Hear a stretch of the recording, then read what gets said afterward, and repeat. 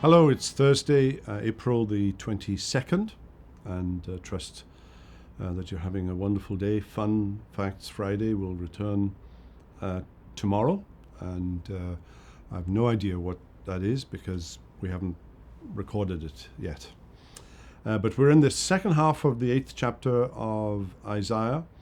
The 7th chapter, you remember, was about Ahaz, and Ahaz is concern with his foreign policy wonks that he's dealing with, about Syria and Israel to the south and north, and they've made an alliance, and he hits the panic button and looks to Tiglath-Pileser, the king of Assyria, and eventually, in the beginning of this chapter, Assyria comes and deals with Damascus and Samaria to the north, but now has eyes on Judah, and there's a temporary sense of glee and ecstasy on the part of the people of Judah, but they are short-sighted and committing the same lack of faith that King Ahaz had shown.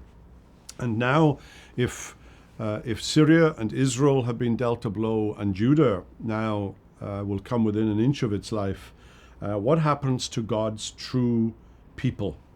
And you see it there in verses 9 and 10 of chapter 8. Be broken, you peoples, and be scattered.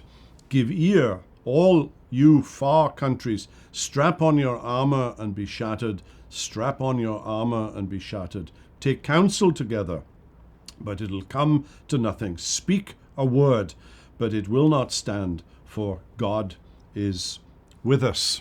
And that's Emmanuel again, of course. The Emmanuel principle, the promise of Emmanuel in the previous chapter. Defeat may come. The war machine that is Assyria, the mighty empire of Assyria, and it was the greatest threat in the whole history of the Old Testament, far greater, I think, than the threat of Greece, or for that matter, the threat of Rome. Israel fared fairly well during the Roman Empire. But the Assyrian Empire was a war machine. And was there faith, the faith of the remnant that says God is with us, Emmanuel is with us. Fear God and wait for the Lord will be the second half of chapter 8, and we'll have to wait until next Monday to look at that. I want to pause and park here in verse 10. This prophetic cry of the remnant of Judah, saying to the war machine of Assyria, God is with us. And you have to go into the future, 30 years or so into the future. It's recorded for us in Isaiah 36 and 37. Sennacherib, Tiglath-Pileser is now gone, and Sennacherib is the successor of Tiglath-Pileser as the king of Assyria. And he invades Judah. 46 of their towns, cities are destroyed, walled cities at that.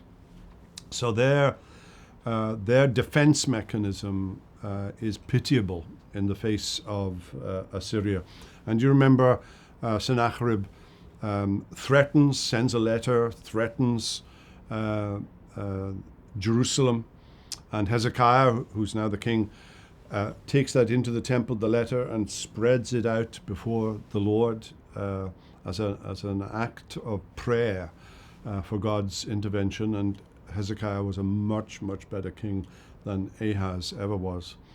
And you remember 185,000 Assyrian soldiers died in their sleeping beds, in their tents that night. The angel of the Lord slew them.